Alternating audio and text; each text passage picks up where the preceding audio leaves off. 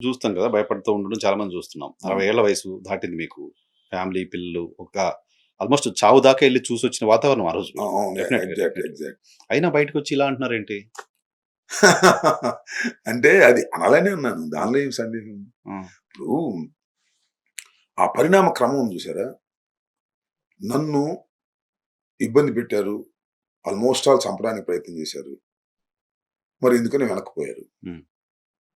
అంతటితో వదిలేస్తే that is a different matter. హ్మ్. నా కార్లు బాల్గొట్టారు, ఇల్లు బాల్గొట్టారు, నా పిల్లని గందరగోళం చేశారు. తగలబెట్టారు. కులం పేరు పెట్టి తిట్టారు. హ్మ్.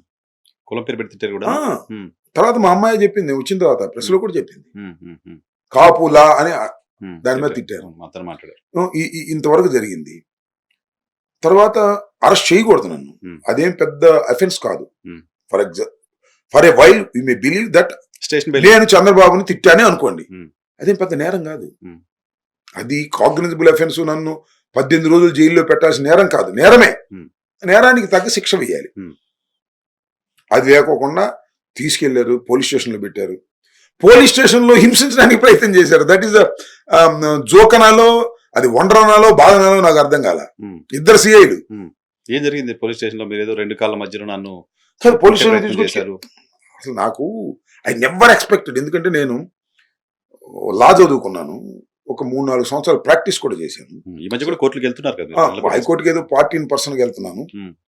I know a little bit of law. హ్మ్.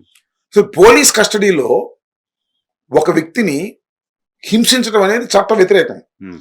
దీని మీద నేను లాలో లాయర్‌గా ఉన్నప్పుడు చాలా పోరాటాలు చేశా. పోలీసులతో చాలా పోరాటాలు చేశా. కోర్టులో సెర్చ్ వారెంట్లు వేసా. హ్మ్. ఎందుకంటే 24 అవర్స్ దాటి అట్టి పెడితే హ్మ్. వాళ్ళు దొంగలైనా సరే సెర్చ్ వారెంట్ వేసి సెర్చ్ వారెంట్ దగ్గర తీసుకెళ్లి వాళ్ళని తీసుకొచ్చి కోర్టులో ప్రొడ్యూస్ చేసే సందర్భాలు ఉన్నాయి. హ్మ్.